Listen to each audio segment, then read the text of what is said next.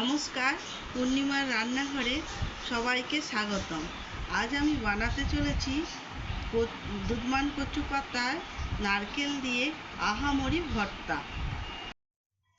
এই দুধমান কচুর পাতা ভালো করে ধুয়ে নিয়েছি। এর উপরে মসুর ডাল ভিজিয়ে রেখেছিলাম, সেটা দিলাম, দিয়ে এইভাবে মুড়ে নেব। মুড়ে নিয়ে একে আমি গরম জলে সিদ্ধ করতে দিয়ে দেবো। এই গরম জলটা ফুটছে, এর মধ্যে আমি কচু পাতাটা দিয়ে দিলাম, দিয়ে এবারে একটু ঢাকা দিয়ে দিই যাতে পাতাটা সেদ্ধ হয়ে যায়। এটা আমার সেদ্ধ হয়ে গেছে। আমি এবার এটাকে বাটি থেকে নামিয়ে, গ্যাসটা অফ করে দিলাম, বাটি থেকে নামিয়ে জল ঝরতে দিচ্ছি। ডাল আর কচু পাতাটা সেদ্ধ করে আমি ফিরে এসেছি।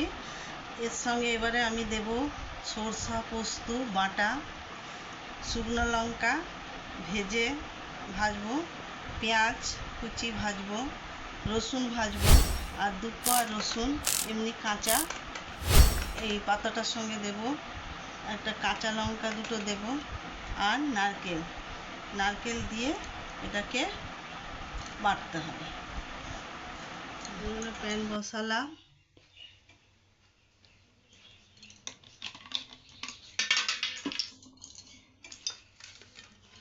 তেলটা গরম হবে।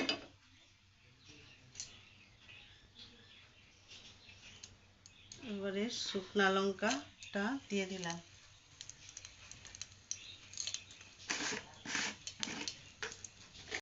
লঙ্কাটা একটু নুন দিয়ে দিলাম যাতে খড়খড়া ভাবে থাকে।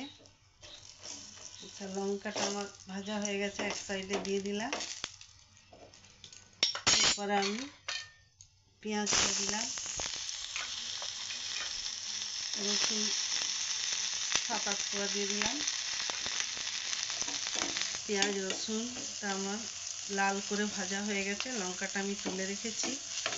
এরপরে আমি গ্যাসটা অফ করে দেবো।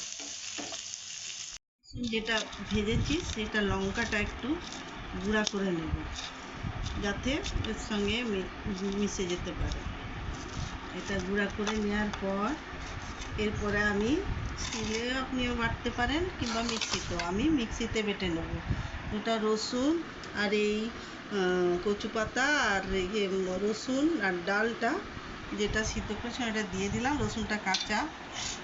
এবারে সরষা পোস্ত বাটাটা দিচ্ছি, এতটা দিচ্ছি, এই 1 চামচের মতো সরষা পোস্ত।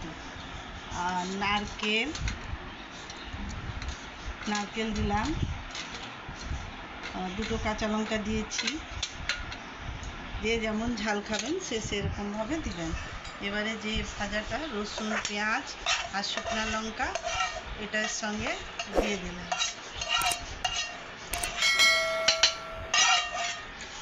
দিয়ে আমি তো এমনিতেই পেঁয়াজে নুন দিয়েছিলাম, আর একটুখানি আমি নুন এতে দিয়ে দিচ্ছি।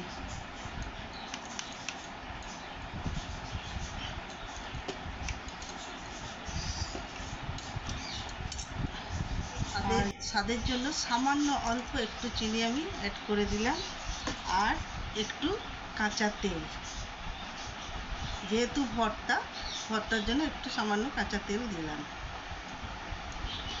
ব্যাস, মিক্সিতে বেটে আমি প্লেটের মধ্যে ঢেলে সাজিয়ে নিলাম। সাজিয়ে নেওয়ার পর আমার রান্নাটা করা শেষ হলো।